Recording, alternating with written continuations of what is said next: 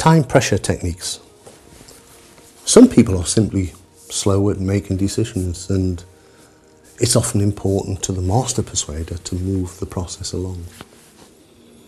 It would be wise to keep in mind the law of scarcity.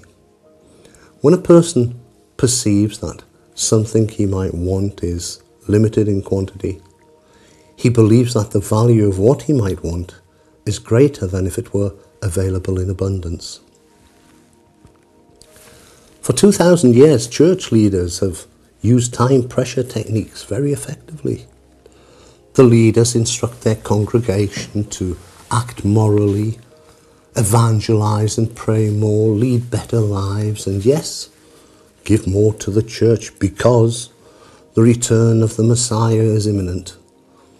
The technique is very effective.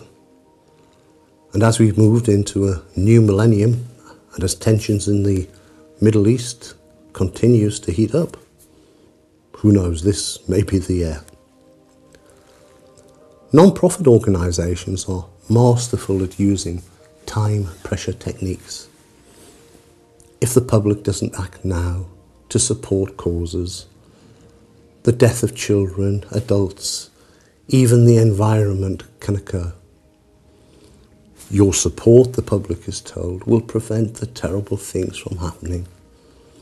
If you give today, it is virtually assured tomorrow may be too late. At least for one child, they say. A number of years ago, I bought an entire set of encyclopedias from Britannica. I was recently told by an encyclopedia salesman that I should buy the additional set of great books now, because prices would soon be going up. It wasn't enough to sell me. Had he offered me £100 off the retail price and interest-free financing, if I bought today, I might have gone for the books. If you're going to buy into something like time sharing, realize that for the salesperson, there is no tomorrow.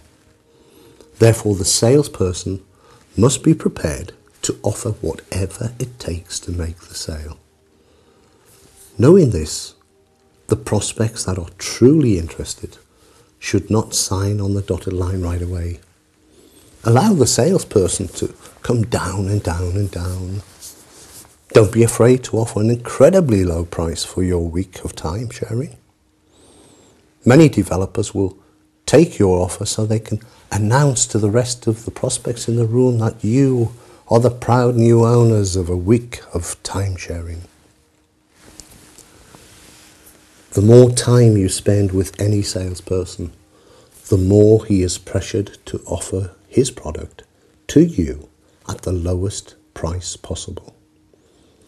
Time is money. If you spend 5 to 6 hours with a salesperson, he will feel compelled to make any kind of deal with you that he can. Master negotiator Herb Cohen says, "I care, but not that much." If you can assume that attitude and realize that life and death aren't involved in this particular persuasion process, you'll be more relaxed and less pressured. If you can walk away and say no when the deal turns from a win-win to a lose-win situation, you will do well.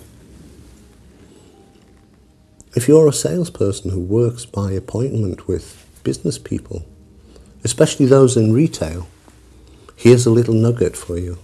Friday is the busiest retail day of the business week.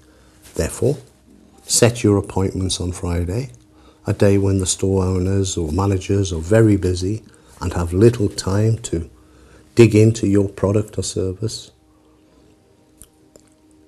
Or phone them and you can let them know that you know they are busy and will stop by to fill them in on the details on Tuesday. They will generally appreciate this, and most early week appointments will have the time to sit and talk to you face to face. Remember, time can be either an asset or a liability. The person who needs something the fastest will normally pay more than the person who can wait. 1 hour film in developing can cost from 50 to 100% more than 2 to 3 day developing. When time is something we don't have a lot of, we will pay for it.